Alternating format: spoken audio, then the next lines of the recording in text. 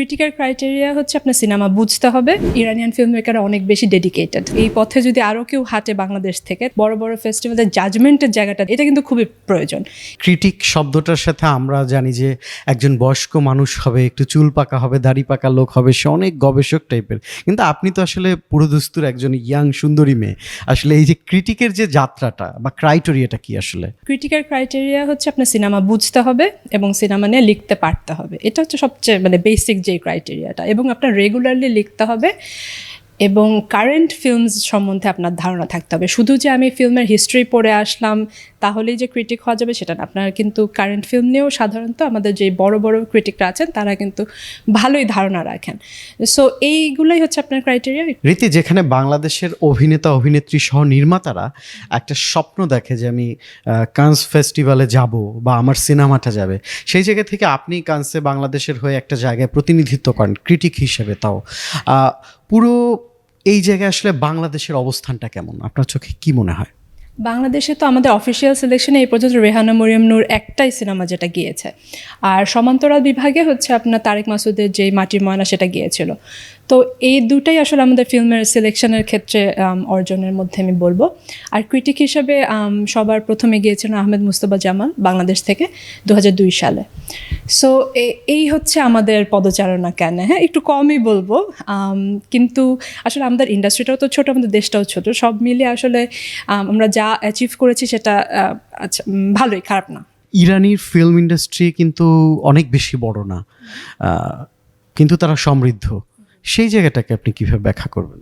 আচ্ছা, Iranian film industry কিন্তু আমাদের থেকে অনেক বড়। হ্যাঁ, তো ওই অনুপাতে ওদের একটা যেই রেশিও, যেই পরিমাণ ওদের কমার্শিয়াল ফিল্ম হয়, যেই পরিমাণ ফিল্ম ওদের ফেস্টিভ্যালে যায়, তা কিন্তু আমাদের কাছাকাছি একটা রেশিও।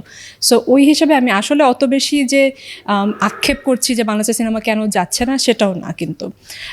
বাট ইরানিয়ান ফিল্ম মেকাররা অনেক বেশি ডেডিকেটেড, তারা অনেক বেশি হার্ড ওয়ার্কিং, তাদের একটা জার্নিটা অনেক লম্বা। আসলে তো একদিন যে আমি টিকিট করে ক্যানে চলে গেলাম আর আমি খুব অনেক কিছু করে ফেললাম সেরকম তো না। এটার পিছনে অনেক হার্ড ওয়ার্ক থাকতে হয়। এখন জন্ম সনদ দিয়ে খোলো বিকাশ স্টুডেন্ট অ্যাকাউন্ট। নিজের বিকাশ নিজে কর। পড়াশোনা করেছেন কোথায় এবং আসলে শুরুটা কিভাবে হয়েছিল, খুব ছোট করে আমরা জানতে চাই। শুরুটা আবারও বাংলাদেশ থেকেই হয়েছিল। মিডিয়া, আমি ডেইলি স্টারে কাজ করতাম, ওখানে এন্টারটেনমেন্ট নিয়ে লিখতাম। তারপর আমি পড়াশোনা করতে যাই লস অ্যাঞ্জেলেসে, সেটা হচ্ছে university of California Los Angeles. এটাতে আমি চিত্রনাট্যের উপর পড়তে যাই। তো চিত্রনাট্যের উপর এটা পৃথিবীতে সবচেয়ে ভালো ইউনিভার্সিটি বলা হয়, এবং ওখানে পড়ার সুবাদে হলিউডে কাজ করারও যে অনেক সুযোগ পেয়েছি এবং খুবই একটা রিচ একটা এক্সপিরিয়েন্স নিয়ে ফেরত এসেছি বাংলাদেশে। আসার পরে চিত্রনাট্যের উপরে কাজ করতে চেয়েছিলাম, বাট যেটা হয় আমাদের দেশে চিত্রনাট্যে কাজ করে যে আপনি সার্ভাইভ করতে পারবেন সেরকম তো না। আপনার পেমেন্টটাও কম, পেমেন্টটা রেগুলার না, এবং অনেক ক্ষেত্রে ফাঁকিও হয়ে যায়। মনে হয় কেন আপনি ডলারে অভ্যস্ত হয়ে গেছেন এর জন্য কম? এমনিতেই কম। লাইক আমি যখন ফেরত এসেছি তখন মনে হয় আপনার পার এপিসোড হয়তো বা 2000 টাকা দিত, এতই কম ছিল পেমেন্টটা। সো এভাবে করে তো আসলে চলা যায় না। সো আমি আমার আগে যেই পেশাটা ছিল জার্নালিজম, সেখানে ফিরে যাই এবং সেখানে গিয়ে দেখলাম যে আমি যে লেখালেখির উপর ট্রেনিং নিয়ে এসেছি সেটাকে কাজে লাগানোর একটা উপায় হচ্ছে ফিল্ম ক্রিটিসিজমটা রেগুলারলি করা। সো তখন ওভাবে করে শুরু করা এবং একটার পর একটা অপরচুনিটিস আসতেই থাকে। এবং আমি আশা করব যে এই পথে যদি আরও কেউ হাঁটে বাংলাদেশ থেকে, তাহলে আমাদের এই যে বড় বড় ফেস্টিভ্যালের জাজমেন্টের জায়গাটা, যে আমাদের উপস্থিতিটা, এটা কিন্তু খুবই প্রয়োজন। কারণ আমাদের কালচারটাকে ইন্টারপ্রেট করতে জানতে হবে। তো বাইরের মানুষরা কিন্তু ওভাবে করে চিনে না, বাংলাদেশের কালচারকে ওভাবে চিনে না, আমাদের হিস্ট্রি জানে না, ওভাবে করে কনটেক্সট বুঝতে পারে না। তো সেটা বোঝানোর জন্য আমাদের আরও রিপ্রেজেন্টেশন লাগবে।